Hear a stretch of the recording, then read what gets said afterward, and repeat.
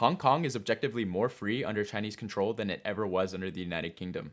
Despite the frequent talk of freedom and democracy coming from its former colonial rulers in Britain, Hong Kong enjoys a higher level of freedom today than it ever did under 156 years of British rule. The West's narrative of being the protectors of freedom and democracy are collapsing under their glaring contradictions. These governments would like to have you believe they are the creators of a so-called rules-based world order, all while they are actively engaging in a 2-year-long of an entire group of people before our very eyes. While countries like Iraq and Libya know firsthand what the reality of Western freedom means, many people living in the West still fall for the same narrative pushed to them by mainstream media. One of the largest arenas for this discussion is over the city of Hong Kong. If you look at YouTube, you'll find countless awful slop videos recycling the same tired Western narrative of innocent Hong Kong being crushed by the evil outsiders from mainland China. But as we'll see in today's video, that storyline falls apart with even a little investigation. The reality is that Hong Kong is undeniably part of China's sovereignty and continues to maintain its unique governing system.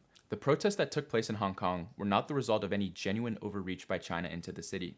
In reality, they were driven by Western destabilization efforts that took advantage of an ethnicity-based sense of superiority by Hong Kong youth. Despite what the media may claim, these protests were far from peaceful. They were in reality racially charged far-right riots with no real cause other than to serve as tools for Western powers attempting to destabilize China. The real issues and frustrations in Hong Kong, ironically, stem from the West's very own neoliberal policies and not mainland China. These real grievances were redirected towards China as a part of a broader geopolitical agenda. This is the real story of Hong Kong that mainstream media won't tell you. And that's exactly what we're diving into today, so let's get to it. So why was Hong Kong, a city in China, ever British in the first place? The city is located on the southern coast of China and historically has been a key trading hub alongside cities like Guangzhou and Macau.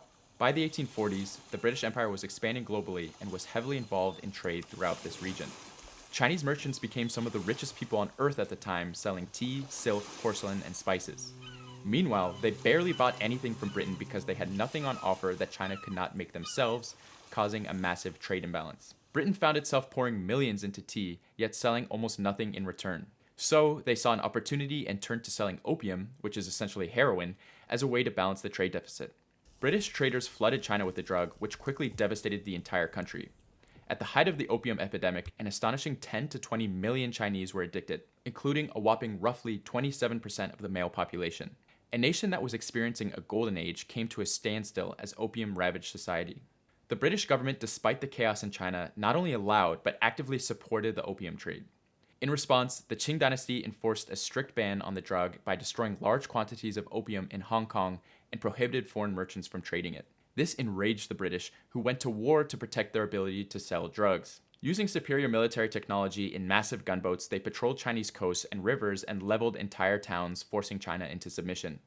Following China's defeat in 1842, the nation was forced to accept a series of humiliating treaties that reopened Chinese ports to British opium and ceded territories, most notably the British annexation of Hong Kong. This marked the beginning of the century of humiliation for the Chinese people, as the following 100 years were defined by instability, poverty, and repeated invasions by European powers and Japan. In 1898, the British negotiated new terms with the Qing dynasty, under which they obtained a 99-year lease of the new territory of Hong Kong.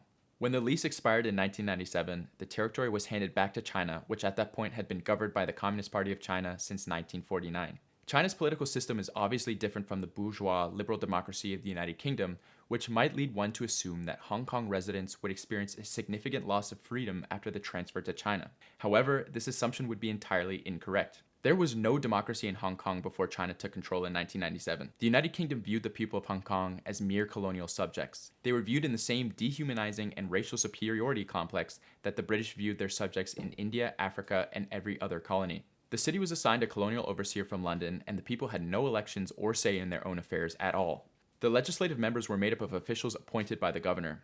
This is why it makes it all the more ironic that all of the governing aspects that make Hong Kong unique today were literally given to them by the Chinese government. As if it couldn't get more hypocritical for the UK to criticize China over Hong Kong, it gets worse.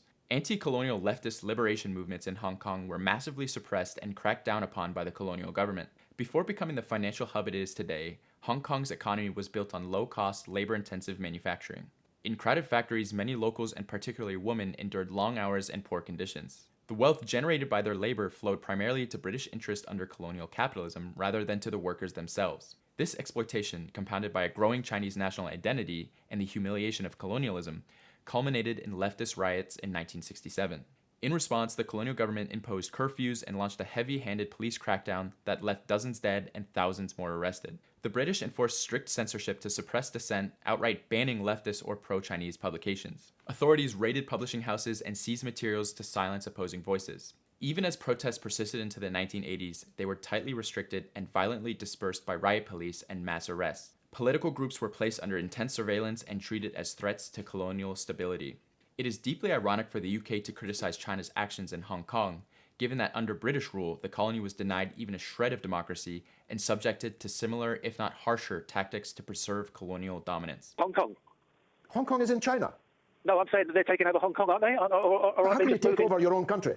Hong Kong was taken by us from China as punishment for their refusal to allow us to sell heroin on the streets of China. So if you're looking for a baddie in the Hong Kong story, that baddie is us. When Britain ruled Hong Kong, there was absolutely zero democracy or human rights. Did you know that? I guess you didn't know that, most of you. That Britain occupied Hong Kong for 150 years and never had a single election of any kind. Even the universally loved beautiful flag of Hong Kong was actually provided by China, while they previously had this shitty-looking flag while under colonial rule. After reclaiming their territory from the British, China very well could have administered the city the same way as any other Chinese city. But instead, China chose to accommodate the city's unique differences and implemented a one country, two policies system. Under the principle of one country, two systems, Hong Kong was allowed to maintain its capitalist economy, independent legal system, and rights such as freedom of speech, press, and assembly. The territory has a high degree of autonomy in its internal affairs, including control over its own legislature, courts, and immigration policies. Hong Kong has their own Western-style elections, freedom of speech barring sedition, and complete access to the Western internet. These freedoms were not available under the repressive British, but newly found autonomies given to them by the Chinese government. This system has worked incredibly well for Hong Kong. In the years leading up to the 1997 handover, some Hong Kongers, fearing the city's decline under Chinese control, left for Western countries. In doing so, they missed out on an economic boom as a result of the merge. Hong Kong's unique position of access to the global financial system while becoming the primary gateway to mainland China fueled a gold rush. In addition to that, many Hong Kongers made their personal fortunes from the mainland. To this day, many large malls and development projects in major mainland cities like Shanghai, Guangzhou, and Shenzhen are owned by Hong Kongers.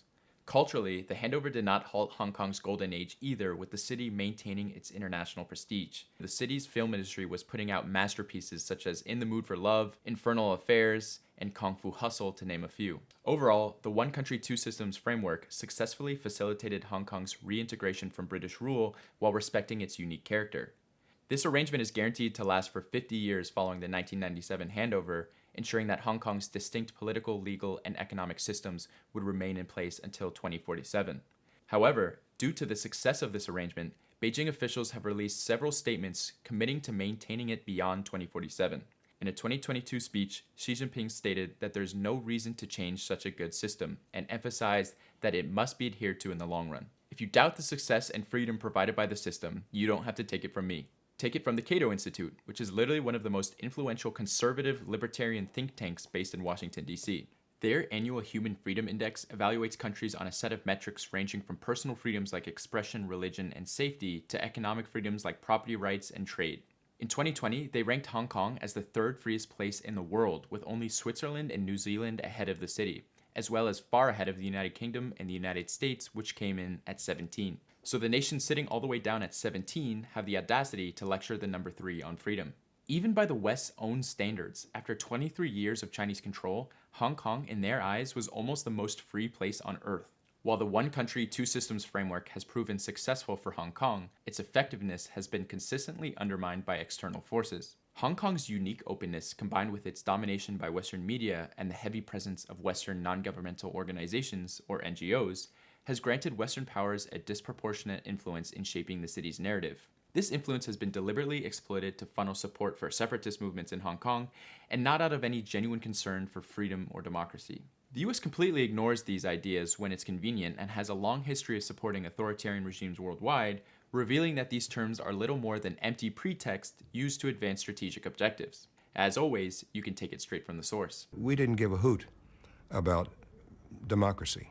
I mean, it was fine if a government was elected and would cooperate with us, but if it didn't, then democracy didn't mean a thing to us.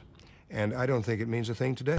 In Hong Kong, Western media outlets like the BBC, The Guardian, and the New York Times dominate the media landscape and intentionally spread fear and disinformation to build an anti-Chinese narrative. This is not mere speculation, as the US House of Representatives has authorized $1.6 billion in funding explicitly aimed at supporting anti-China propaganda efforts and has funded similar efforts through the years. Beyond just the media influence, Hong Kong has been flooded with intelligence agency-funded foreign organizations such as USAID, Radio Free Asia, and the National Endowment for Democracy, or the NED.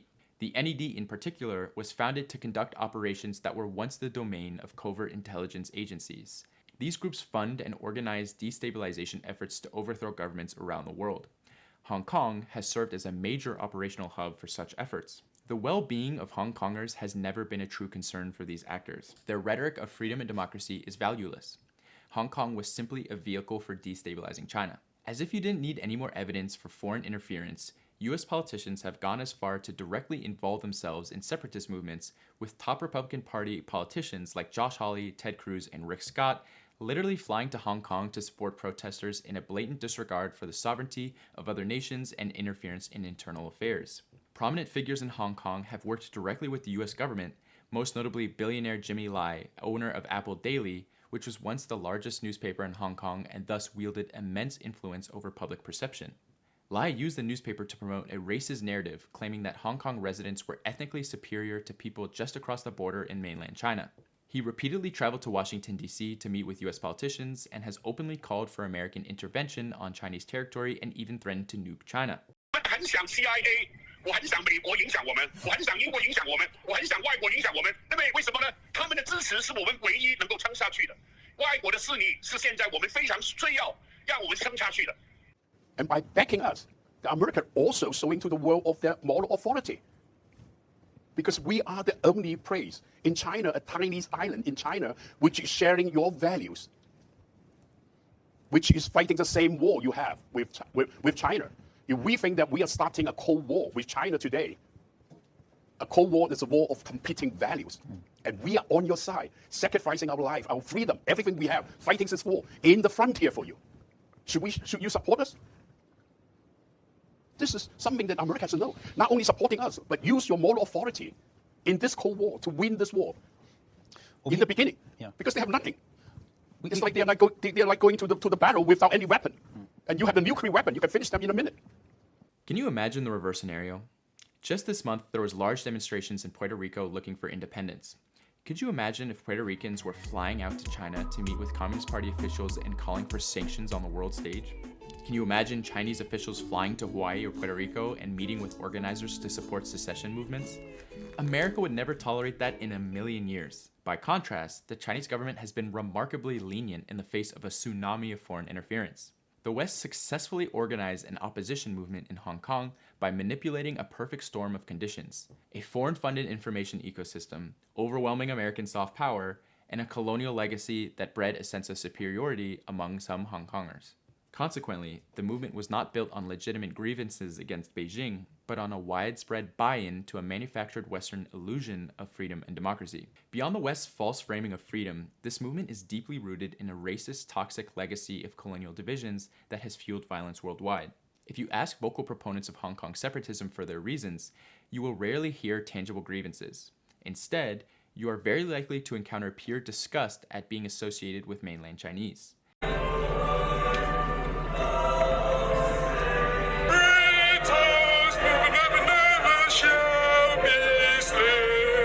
In the past, mainland Chinese visitors simply visiting or shopping in their own country have been intimidated, beaten, and had their belongings trashed by mobs. These mobs also deploy US yellow scare propaganda describing mainlanders as invading locusts. As a white person visiting Hong Kong, I'm often treated exceptionally well, while I've heard several stories from mainland Chinese being refused service and discriminated against in their own country. Take a listen to the description given by Sean Rain, an author and business owner who has lived for decades in both China and America and saw firsthand the massive discrepancy as to how the Western media was reporting versus the reality on the ground. I would ask them, the kids under the age of 18, why are you rioting? Why are you protesting? What are you angry about? And, almost 100% of them said, we do not consider ourselves ethnically to be the same as the people in mainland China. They're disgusting. They defecate on the streets. One 18-year-old told me, we are not like that. So I think one of the things that people didn't realize is how much, I don't know if you want to call it racism or bigotry or prejudice that exists in Hong Kong towards mainland Chinese. And it's been existing for a very long time. And I think part of it comes from colonialism, elitism, from the British era. It was just this pure anger at being viewed as being the same as people in mainland China. It's a very sad situation because, as you said, I love Hong Kong as a city. Yeah. And I have a lot of friends, say Hong Kongers who marry mainlanders. And they were scared to go out. They were scared to go in their cars because these teenagers with metal pipes would stop and say, is there a mainlander in there? Right. There were these kids who were going to beaches. And one of my friends told me that they were accosting the Filipino or the Indonesian maids and saying, is your boss a mainland Chinese? And if it is a mainland Chinese, I want to know their address. And that's not okay. I believe in the right for peaceful protest, but you can never, ever go into violence and you can never go into bigotry. That's just not right.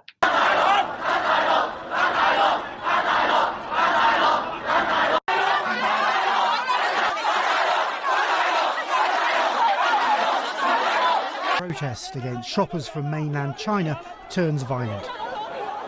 That's to say they drive up prices and distort the local economy. We just don't like how they drive up all the prices, drive up everything, create a lot of chaos, and we aren't benefiting from it. Students have fled, most of them back to mainland China. We think the mainland might be a bit safer. It's hard for us to go to class, and it's definitely had a psychological effect on us. If you lean even remotely to the left, there's no ideologically consistent way to support the Hong Kong separatist movement. It is, without question, a right-wing movement. Among the most vocal proponents of Hong Kong separatism, there's a notable overlap with far-right extremists and Christian fundamentalists. The rioters repeatedly expressed admiration for Donald Trump, openly met with Republican leaders, and frequently marched beneath Make America Great Again flags. They even went so far as to call for American soldiers to invade Hong Kong. When looking at a lot of the rioters, they're incredibly similar to the far-right protesters in the Charlottesville protest of 2017 and the events of January 6.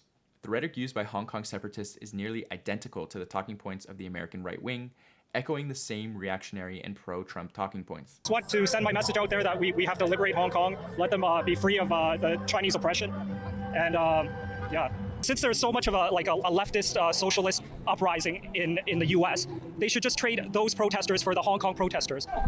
I think it's it's media everywhere. It's sort of a centralized globalist control. So. The stars and stripes on display unlikely to quell suspicions in Beijing that the protest movement that's paralysed the financial hub is being orchestrated by foreign powers.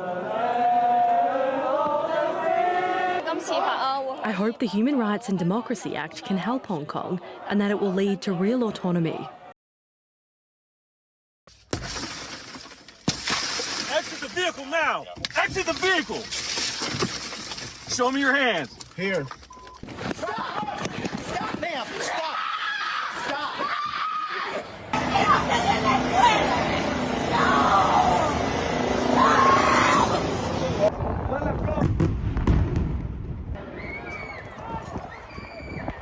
Many pro-Western Hong Kongers decided to emigrate to countries like the UK and Canada after the failed riots. The United Kingdom even offered a visa program, making it easier for Hong Kong residents to relocate. But what these immigrants quickly encountered was a brutal wake-up call about the reality of life in the West. Having been subject to heavily targeted Western propaganda since birth, they were shocked by the stark downgrade in their quality of life. In many cases, the standard of living in the UK and Canada was a far cry from what they were led to believe.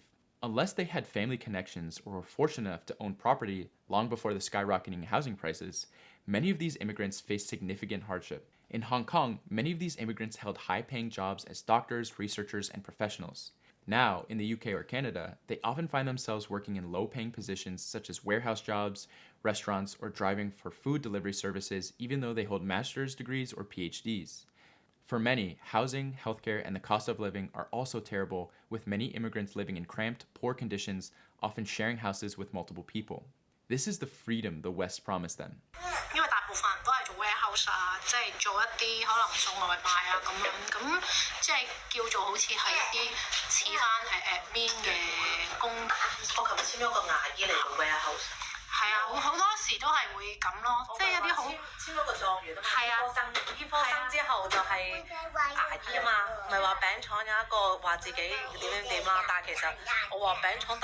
master 真㗎。大班人係攞 master degree 過嚟。即係而家好多香港嘅專才嚟做包皮。講可唔可以遊翻好佢？嗰陣時門咧都係充滿嘅，充滿咗練習嘅，練習嘅 graffiti， 跟住呢度咧就有3支針筒嘅。有啲人真係會驚嘅，有個細路仔。咁我哋就話其實有 graffiti 啦，門口有針筒，跟住就有對住垃圾啦。He is running out of money and places to stay. And I have moved for 4 times in half in a year. I would say it is really tired and struggling to find some place to live. He said young people like him need more financial support to pay the NHS and visa fees, which cost nearly £2,000. Need education. If we are not well educated or not having some skills, we are not eligible to find a job. The saddest part is that Hong Kong is objectively more prosperous than 90% of cities in the US, UK, or Canada where these immigrants have moved. Returning to Hong Kong would require an immense amount of pride swallowing. It's a tough pill to swallow that many of them spent years criticizing China and Hong Kong, only come face to face with the reality of what life in the West is actually like. Meanwhile, their parents and friends are still living their normal lives in their home city, but many of these immigrants are afraid to go back. They're stuck in a grey, uninspiring place like England with little to no opportunities. Woke up in a fucking steaming mood, yeah? Because I live in a shithole! Do you know what I mean? Birmingham is a fucking shithole! I hate the fucking place! To make matters worse, Westerners largely don't care about their identity as Hong Kongers. The very distinction they thought set them apart from mainland Chinese people is entirely irrelevant to English or Canadian citizens. They risked everything for the approval of people who don't even recognize their cultural difference. Most people in the West know nothing about and don't give a shit about Hong Kong, or worse, they're the same ones who target immigrants with racist anti-immigration rhetoric, telling them to go back to their own country.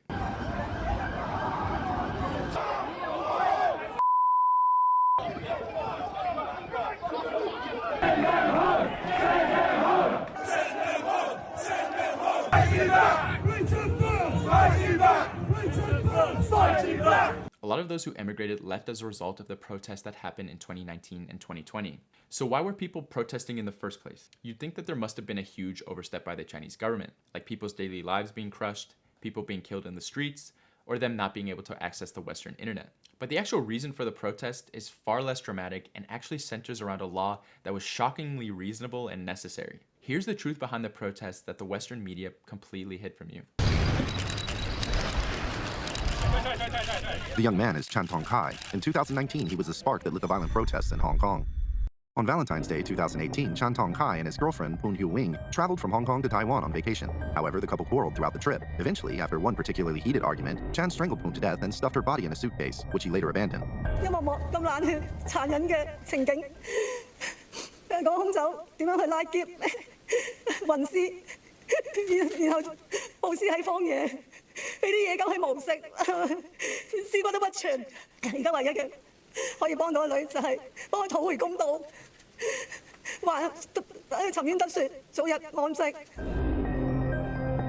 After committing the murder, Chan Tong Kai fled back to Hong Kong.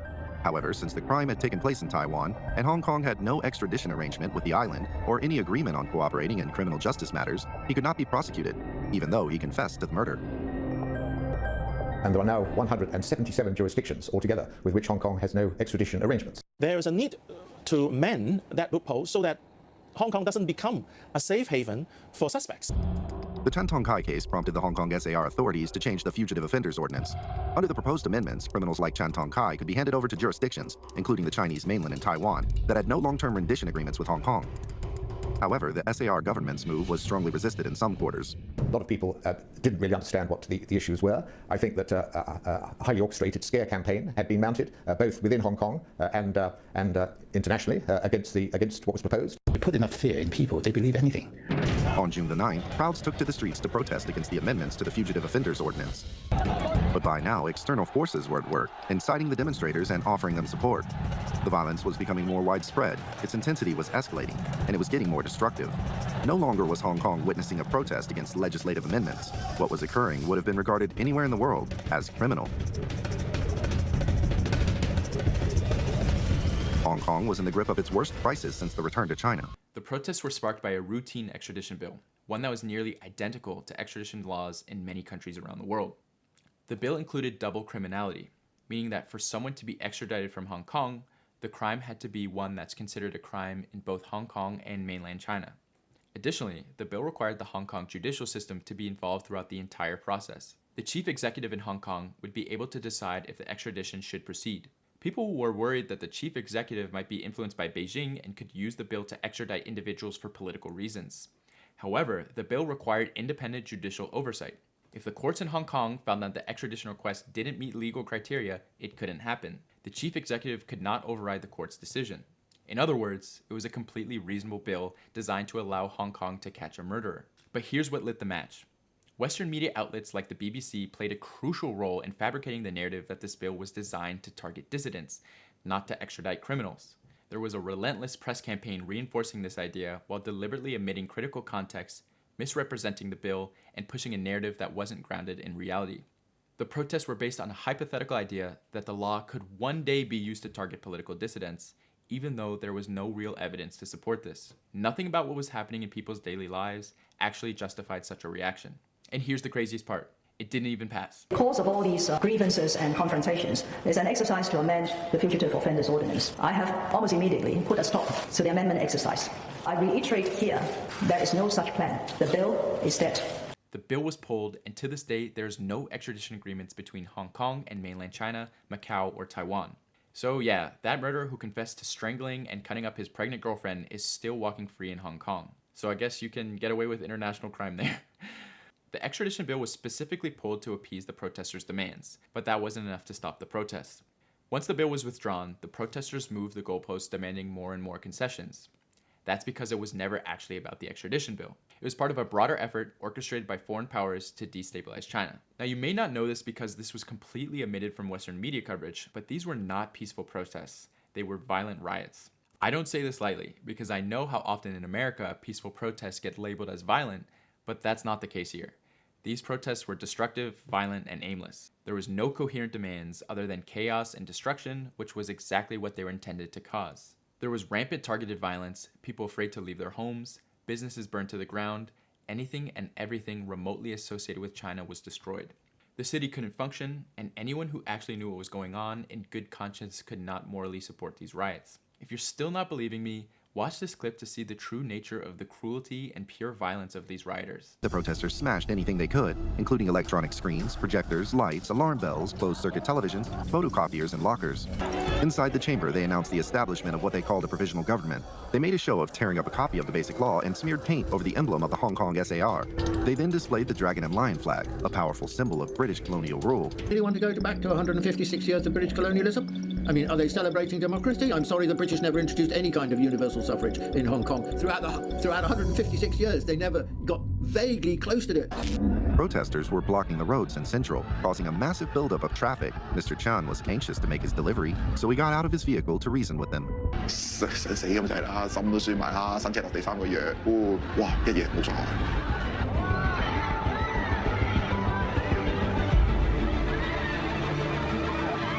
8:44 in the morning on November the 6th, Junius Ho, a member of the Legislative Council, was campaigning on Wu Chui Road in Tuen Mun. A stranger holding flowers approached, apparently wanting to chat. But when he got within half a meter, the man suddenly took out a knife and stabbed Ho.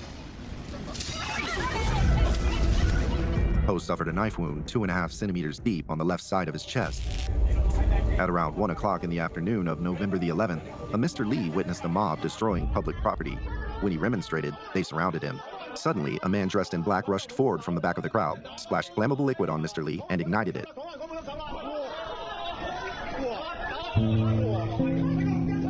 我先生平常是开挖土机的，他平常回家也是非常辛苦的，从来没想过这样的事情。 Just before noon on November the 13th, a confrontation erupted near the General Assembly Hall and Longwan Road in the North District of Shuangshui. Protesters who had erected a roadblock attacked a group of people attempting to remove it. 70-year-old cleaner Luo Chongqing was hit by a brick thrown by one of them. He later died from the injury. He was only on his lunch break. He didn't dispute it with anyone before. He didn't clear the roads. He just walked there and then was deliberately hurled with bricks towards him, and then he died later on. These are your peaceful protesters. Now let's recap the situation. This was a right-wing mob, literally tearing up their city on behalf of foreign governments, all over the false representation of a bill that would have allowed the extradition of a murderer who is now free. Their demand was met, the bill was pulled, yet they continued. They proceeded to destroy Hong Kong with no real genuine grievances left, all the while participating in racial lynch mobs and a desire to return to the status of subjects under their former colonial masters. Pretty pathetic. After seeing this footage and understanding the reality of these riots, it's even more disgusting to see how Western so-called journalism has covered it. Propaganda outlets like the BBC and the New York Times are little more than extensions of the State Department and are directly responsible for stoking death and destruction. These so-called journalists deliberately misled any context and critical information just to push their narrative, not just in Hong Kong, but across the globe. It's no surprise that these outlets and journalists continue to run cover for the ongoing. I still get comments under my videos pushing the completely false Hong Kong narrative. I'm embarrassed to admit I too once bought into this narrative until I started listening to people who actually lived in Hong Kong at the time and seeing footage that was deliberately hidden from the West. Now, while I'm presenting the story, it's important to understand that this is not at all representative of everyone in Hong Kong. There was a large number of people who were disgusted by what was happening in their city and appalled by the people flying the flags of their former colonial rulers and foreign powers. Polls from both Eastern and Western sources show that the vast majority of Hong Kong residents did not support the independence movement, which was financed and organized against the will of the people. Sadly, many were too afraid to speak out because of the violent mobs, but there were still many who bravely stood up. Celine Ma is a well-known actress, not shy of criticising protesters, subsequently sprayed in the face, trying to defend herself, before being kicked to the ground. Then she was glassed in the head right in front of us.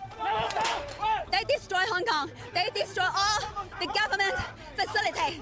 It's not right. 咁嘅，只不過我覺得香港係我嘅出生地啦，係我嘅家，可以盡快去回復翻呢個平靜。我諗如果俾我再諗一次，會唔會做翻同樣嘅事情？係企出嚟，為咗香港，係咪先？我哋咧個個都唔想香港變成咁樣。我哋真係要愛護香港啊！真係要為咗香港，大家一人做多啲好唔好？唔想見到香港就係咁樣落去啊！你解釋俾我聽，點解要阻住條路？你解釋俾我聽，你射我啦，細路！你最識玩呢樣㗎咋？你唔滿意你哋就移民啦，移民咪啱你哋咯。你認為邊個國家好嘅，你咪移去邊個國家咯。你留喺度做。你係香港人，你就愛護呢個地方，你唔係覺得嗰度亂晒龍㗎。攞你個身份證出嚟，係咪香港人 The ground of the airport's arrival hall, many are shouting anti-government slogans. 你調查過全部嘅，邊個大多數？點解頭先會攞英國國旗、美國國旗出嚟嘅？你唔攞法國，唔攞印度，唔攞新加坡？ What a shame! What a shame to Hong Kong!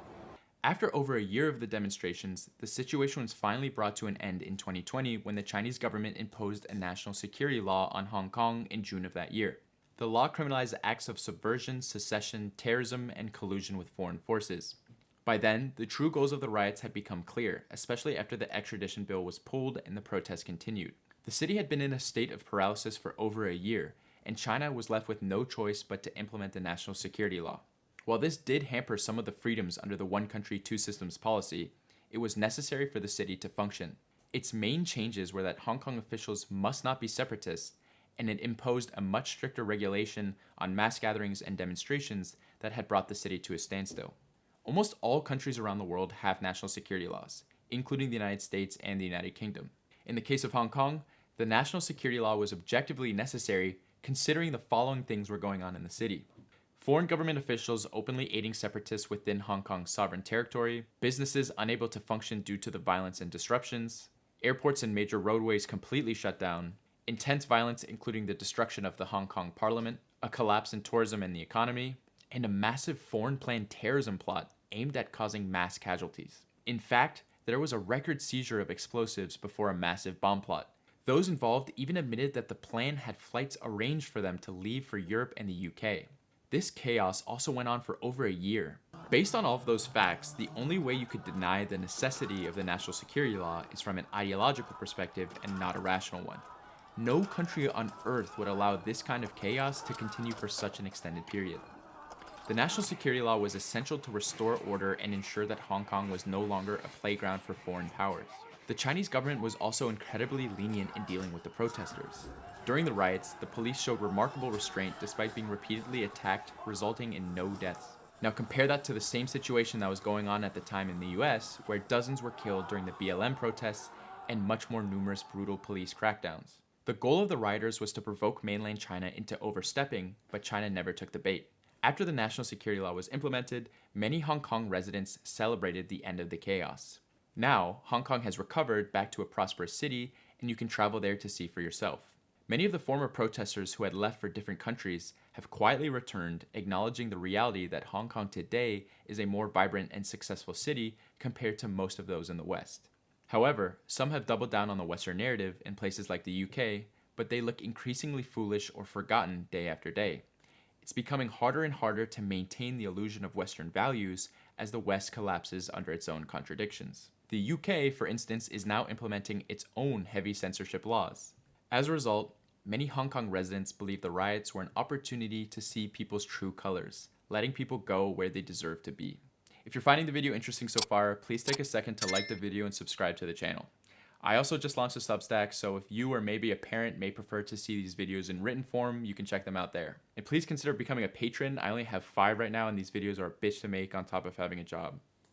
So thanks, and back to the video. Shameless cat plug. While Hong Kong is obviously not destroyed by China, as the West often claims, the truth is that Hong Kong does face major challenges, and there are genuine grievances.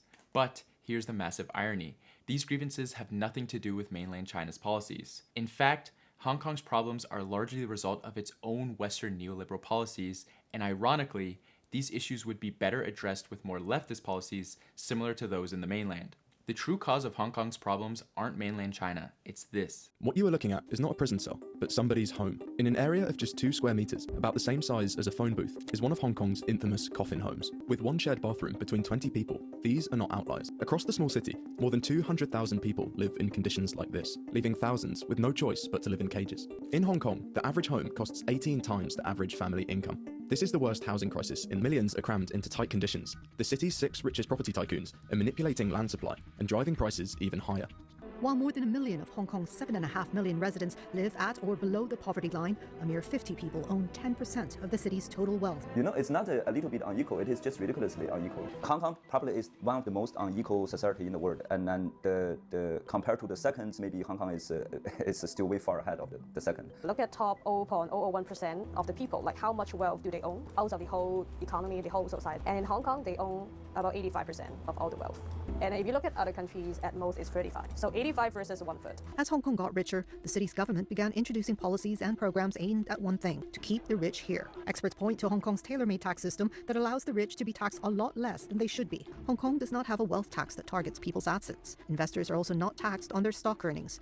In 2006, the city abolished inheritance taxes, and today its corporate profits taxes are among the world's lowest. All of these things benefit who? It's very clear, and it's benefit the people who have capitals, who can invest. And as their wealth grew, Hong Kong's elite exerted more influence on policymaking. The capitalists, the big companies, the developers, they also have a lot of representation in the Legislative Council. They can also play a role into negotiating many of the, how to distribute the rents, how is the policy going to benefit them. So out of respect for the one country, two systems arrangement, China allowed Hong Kong to maintain the colonial era housing policies left over from the British.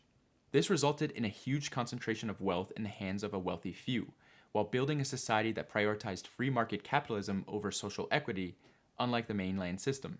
And just like everywhere neoliberalism takes hold, the same destructive patterns started to emerge. Many of you are likely very familiar with how financialization crushes the working class in places like New York or London. Well, it's even worse in Hong Kong. These policies have led to staggering alienation among the youth who are priced out of housing, denied upward mobility, and trapped in a rigged system. This is what led to such a large protest movement. It's straight out of the regime change playbook. Take real valid grievances from people, which in this case is billionaire exploitation, and redirect that frustration towards a more convenient target, in this case mainland China.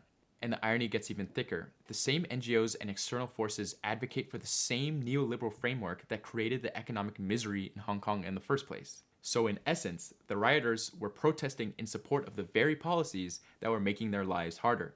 In reality, in Hong Kong, there is a class struggle that's been disguised as a cultural or identity struggle. This misdirection benefits billionaires and foreign powers because it keeps real economic reforms off the table while destabilizing China. The real solution is staring Hong Kongers right in the face just across the border in Shenzhen. There are countless reports now about how many Hong Kong residents travel to the mainland every weekend or fully move there because life there is far more accessible. Housing is cheaper, the cost of living is lower, and perhaps most ironically, there's much greater upward mobility and economic opportunity than in hyper-capitalist Hong Kong. Yes, mainland China still has wealth inequality, but the baseline quality of life for the poor is much higher. Around 90% of Chinese people own their own homes, and wages have been steadily rising over the past decade while they've stagnated in the West. That's because the Chinese government isn't beholden to capital and it prioritizes poverty alleviation and long-term planning. Meanwhile, Western media continues to put out hit pieces aimed at fueling anti-China sentiment. They'll make ridiculous videos with titles like, "What do Hong Kongers really think about mainland China?" and then proceed to ask a handful of bankers, a hedge fund CEO, and some McKinsey consultants for their opinions. Unsurprisingly, these elites will say that China is bad for business. I've personally met wealthy Hong Kongers and people who work in finance who always say the same thing about bad for business or the economy. But if you follow that logic, what does bad for business really mean? It essentially means that they're terrified that since China stepped in to stop the riots, it might one day step in to regulate their financial casino that they're currently running that is crushing half of the city into the ground. And to their concerns of China, I say, good. Fucking good. I could give a shit about their concerns about China interfering with the economy. After hearing all of those staggering wealth inequality stats coming from Hong Kong, you expect me to sympathize with you and the financial sector? I wish they would step in to regulate. But lucky for Hong Kong's elite, China is very content to let Hong Kong's financial system continue as is. There is, however, a more understandable complaint from some Hong Kongers about how the culture in the city has changed. This is something most people who have lived in Hong Kong will acknowledge, regardless of whether they support China or not. However, in my experience, this sentiment is very vague, and while people say the culture has changed, it's hard for anyone to explain what exactly that means. I think it's a massive stretch to tie this shift to any specific policies from the mainland. Culture is always evolving, and as we mentioned earlier, Hong Kong's cultural relevance in the 2000s was still booming long after the handover to China. At that time, Hong Kong was part of a broader East Asian fire cultural time in music, movies, and aesthetics, as were Taiwan, Japan, and the mainland. In my opinion, the cultural shift in Hong Kong has much more to do with a broader global trend of a cultural low point. The United Kingdom, the US, and the West in general aren't exactly going through a cultural renaissance right now either. Movies and music are dominated by reboots, hyper-commercialization, and AI slop, and are hardly in a flourishing creative period. I think a lot of the sentiment in Hong Kong is a nostalgia for the past. I think about how cool New York must have felt in the 90s or how vibrant London was in the 60s, and these cities are entirely different from their different cultural evolutions. I think that the cultural shifts that are happening are mainly driven by larger societal changes, not any political policies. Young Hong Kongers have as much opportunity to express themselves creatively just as they did in the past. The only real limitation comes from the national security law, which is a valid limitation, but I'm not buying the idea that the cultural change in the city is all because it's hard to make art about the two specific topics of glorifying the riots or calling for the overthrow of the government.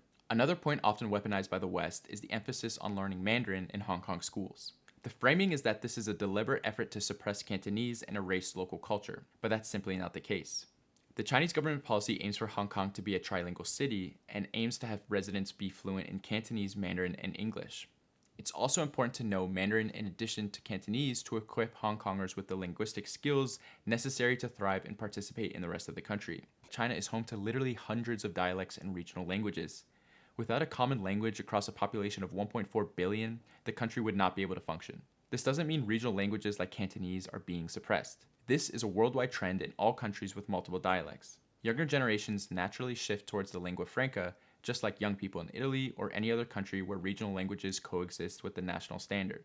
If you go to the mainland cities outside of Hong Kong, like Guangzhou or Zhuhai, you can still hear Cantonese spoken everywhere. Just as Shanghainese is widely spoken in Shanghai, and Fujianese is widely spoken in Fuzhou. None of this is unique to Hong Kong, and the solution isn't to stop teaching Mandarin. It's simply the reality of living in a country with multiple dialects, where standard language is needed for unity and communication. The story of Hong Kong's recent unrest is significant because it symbolizes something far bigger than just the riots in the city. These protests were meant to champion everything we've been told is sacred in the West: freedom of speech, democracy, human rights, and a rules-based order. That is what was promised, but when you peel back the curtain, you see it's rotten to the core. The reality of the system was exposed to be exactly what we witnessed in the riots: racism, violence, destruction, and chaos. As the days go by, and as war crimes continue in Gaza, with the full backing of the West, while the material conditions in Western countries continue to deteriorate, the validity of everything I've said in the video becomes harder to ignore. Again, the Western narrative is collapsing under the weight of its own contradictions. The real issues facing Hong Kong of economic inequality and housing unaffordability are not unique to the city. These are the same struggles unfolding across the globe as neoliberalism crumbles before our eyes. These issues have manifested in far-right and reactionary movements like MAGA in the US or the rise of the far-right in the EU. Luckily, the chaos in Hong Kong was stopped, and today the city is more stable, prosperous, and free from external interference as a result. If you made it this far, please take a second to like the video and subscribe to the channel. Also, check out my Patreon if you can. These videos really take a lot of work, and I'll see you in the comments. Peace.